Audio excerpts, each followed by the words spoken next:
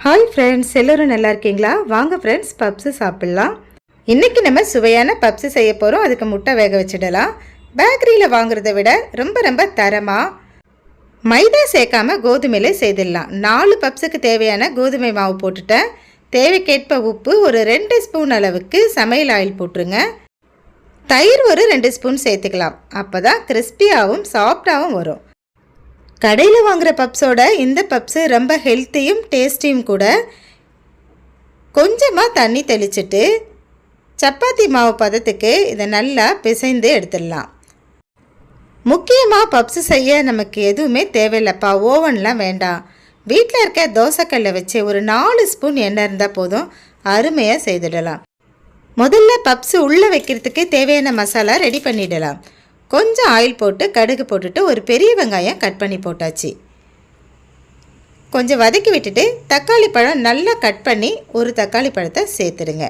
அதுக்கப்புறம் 1/4 ஸ்பூன் அளவுக்கு உப்பு போட்டுக்குங்க. 1/4 ஸ்பூன் அளவுக்கு இஞ்சி பூண்டு பேஸ்ட்டு ஃப்ரெஷ்ஷாக அரைச்சது. சில்லி பவுட்ரு ஒரு 1 ஸ்பூனோ அல்லது 1/4 ஸ்பூனோ உங்கள் விருப்பத்துக்கேற்ப காரத்துக்கேற்ப நீங்கள் போட்டுக்கலாம். குழந்தைகள் சாப்பிட்றதுனா பச்சை மிளகாலாம் சேர்க்கக்கூடாது இதில். அவ்வளவுதான். எல்லாத்தையும் நல்லா வதக்கிட்டு கொஞ்சம் கொத்தமல்லி இலை தூவிடுங்க. இப்போ மாவு எடுத்து சப்பாத்தி போல் திரட்டிக்குங்க. எந்த சைஸ் வேணுமோ அதுக்கேற்றது போல் நீங்கள் திரட்டிக்கலாம். 4 மடிப்பாக மடித்து விட்டுட்டு மறுபடியும் திரட்டிக்குங்க. அப்போ தான் லேயராக ரொம்ப சூப்பராக சாஃப்டாக வரும், கிறிஸ்பியாகவும் இருக்கும். வேக வச்ச முட்டையை தோல் நீக்கிட்டு 2 கட் பண்ணியாச்சு. இப்போ மசாலா கொஞ்சம் வச்சுட்டு அது மேலே பாதி முட்டையை எடுத்து நம்ம வச்சாச்சு. அதுக்கு மேலே கொஞ்சம் மசாலா போட்டுருங்க. இப்போ மடிச்சுக்கலாம். மடிக்கிறது கூட ரொம்ப ஈஸி தான். நமக்கு எந்த ஷேப் வேணாலும் மடிச்சுக்கலாம். இது நம்ம வீட்டில் சாப்பிட போகிறது தான். எவ்வளோ அழகாக மடித்தாச்சு பாருங்கள். அவ்வளவுதான்ப்பா.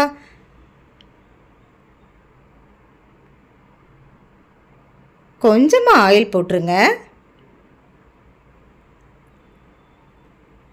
2 பப்ஸாக போட்டு அழகாக திருப்பி போட்டு நம்ம எடுத்துடலாம். ரொம்ப அதிகமான ஹீட்லாம் வைக்கக்கூடாது. ஹீட் வச்சதுக்கப்புறம் கொஞ்சம் நல்லாவே கம்மி பண்ணிவிட்டு சிம்மில் போட்டுட்டு ஆயிலெலாம் எடுத்து இது மேலே தடவி விட்டுக்குங்க.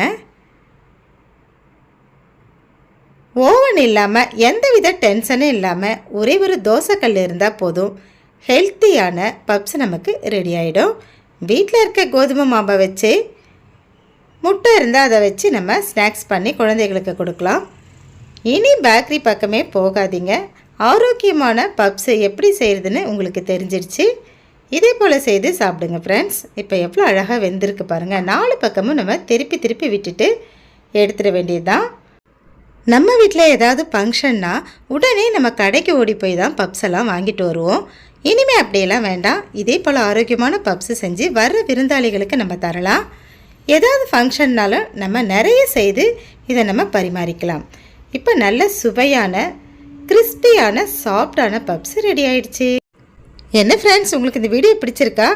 நீங்கள் சப்ஸ்கிரைப் பண்ணியிருந்தீங்கன்னா நன்றி, பண்ணலைன்னா பண்ணிவிடுங்க. ஒரு லைக் பண்ணிக்கங்க. வாங்க சாப்பிட்லாம்.